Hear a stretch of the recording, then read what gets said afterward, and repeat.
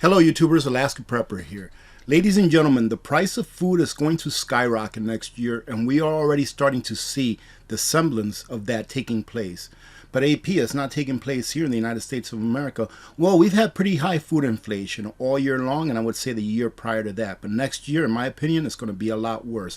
And what do I mean about that we're starting to see the semblance of it now? Let me explain.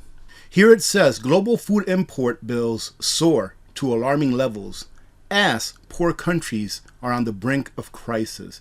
Well, this has to do with poorer countries in the United States and Western countries, right? But why does it matter to us here in the US and other Western nations? Well, ladies and gentlemen, that's what you're going to see coming here to a city near you. The way that the dollar works is that the stronger that it gets, the more that it affects negatively emerging markets. Meaning that if they have to work for dollars in their currencies, the stronger that the dollar gets, the more that they have to earn in their currencies in order to be able to import. The dollar will not stay high forever, and I'm guessing, all right, because I'm not a professional economist, but I'm guessing that the dollar will see its day where it plummets and everything that we import is going to cost 2, 3, 4 times more. Meaning what? But AP, we don't import that much food. Well, ladies and gentlemen, we do import a lot of the foods that we consume here in the United States. However, that's not what I'm talking about. What I'm talking about is the imports of those inputs that we need in order to produce our own food. So I'm not talking about the little gadgets that we buy from China and other countries that they, make out of plastic and all that kind of stuff. I'm talking about food. I'm talking about the things that we need to produce in order to make food. And those input costs are going to skyrocket. Eventually, the dollar will lose its world reserve currency status, and we will be just like one of these countries that is now struggling to feed their people because they just don't have enough currency, or because they have too much currency and it has devalued the currency of everyone else that holds it. So is it important that we understand what's happening there now before it happens here? Absolutely, because it gives us a heads up as to what's happening in other countries so that we can prepare for that here. It is coming to the United States eventually. When? Maybe next year, maybe the year after that. But I do believe that within the next 10 years, or for sure within the next generation or so, we are going to see the US dollar, the Federal Reserve note, no longer be the world reserve currency. And if you don't think that's a big deal, then watch out, because it is a big deal. It's going to be one of the biggest events that's ever occurred in the history of mankind, ladies and gentlemen. Trust me when I say that. Here it says, a shocking new report from the Food and Agriculture Organization of the UN revealed that the World Food Import Bill jumped to nearly $2 trillion in 2022. Ladies and gentlemen, that is incredible. And that's not for imports into the US. This is for imports into mainly poor nations. But that's okay, because as long as we're saving the climate, as long as we're saving the environment, these poor nations, let them starve. Who cares? We've got what we need here, right? Well, that's the mentality that some people have. But what's going to happen when it starts happening right here? Are you going to worry so much about net zero?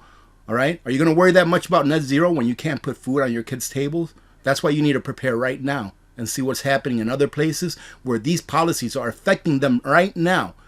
I guarantee you one thing, and this is it. I'll bet you a silver dollar that if you go to a poor country, a country like they're talking about here, that cannot import foods because they can't afford it, I guarantee you that they're not worried about how much CO2 there's in the atmosphere.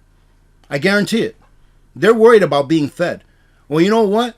All of the people here in the Western nations that are all up in arms about CO2 being 0.04% of the atmospheric gases, right? All of those people that are up in arms, one day when this comes here, when this plays out here in the country that you're at, you're not going to worry about that anymore. You're going to worry about putting food on the table so that your kids don't starve, just like these other countries are as well. But I digress.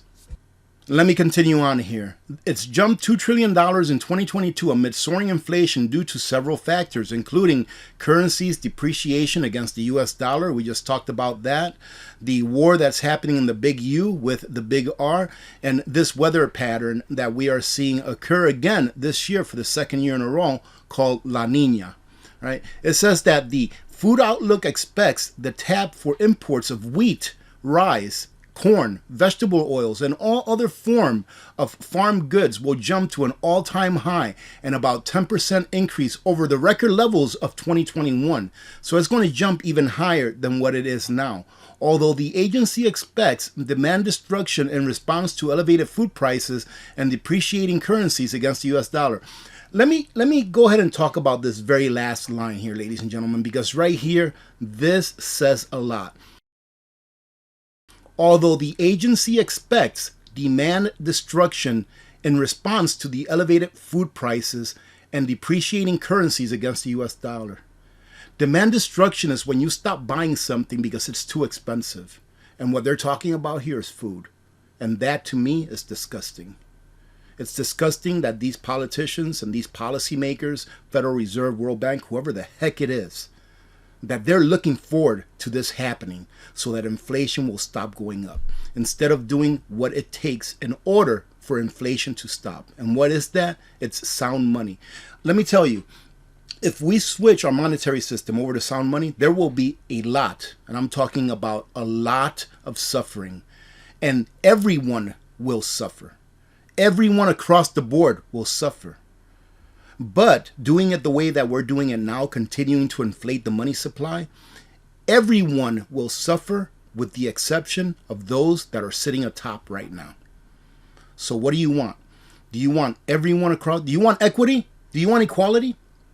Do you want everyone to suffer so that we can go back to a system that is fair and honest and just? Or do you want to play it out as long as you can, getting all that cheap money? I read somewhere earlier today that there's 26 million applications, 26 million applicants of people wanting the government to forgive their student loan. How in the world can anyone want the government to forgive the student loan when the government doesn't make anything? What they're saying is, yes, go ahead and take the money from the people that actually paid into the system, from the people that paid taxes, and forgive the loans that I took out as an adult. That's what they're saying. It's not student loan forgiveness. It's taking money from someone else's pockets to pay off your discretions. That's what it is. But again, I digress. Food import bills are skyrocketing for developing countries, with most already in unsurmountable debt. Many of these countries are quickly burning through dollar stockpiles at the fastest pace in 2 decades to defend their currencies against a rallying dollar. And these charts right here shows you how they're going through their dollars from other countries that are holding dollars, and they're going through their dollars. I will leave the link to this article in a pinned comment so that you can revisit it. But it's got a few charts here that shows you falling emerging market currencies mean that the purchasing power of imports has declined. So the less dollars that they have to import stuff with, that they have to pay in dollars, the more that they have to work to earn their currencies to buy new dollars. I hope that makes sense. And finishing it off here, ladies and gentlemen, these are alarming signs from a food security perspective, indicating importers are finding it difficult to finance rising international costs, potentially heralding an end of their resilience to higher international prices. Sri Lanka is a prime example, and yes it is, of when a country ran out of reserves this year. It defaulted on its overseas bonds and couldn't afford to import essential items such as food and fuel, which sparked social unrest. For those of you that think that this is not coming to America, you better think again. Please do your research. I'm not doing this to be cocky, ladies and gentlemen. I'm not doing this to say I told you so a year or two from now. I'm doing this because I love my country. And I want my countrymen, I want you all to be good when this happens, because it's going to happen. At the very least, the dollar will continue to inflate at a higher level year after year, because the system by which we are governed monetarily wise is made so that you have to create more debt every single year. Take a look. I put this on a previous video. Take a look. Go all the way back to George Bush, all right, Jr. Take a look at how much he increased the national debt by when he was president in 8 years. It was $4 trillion.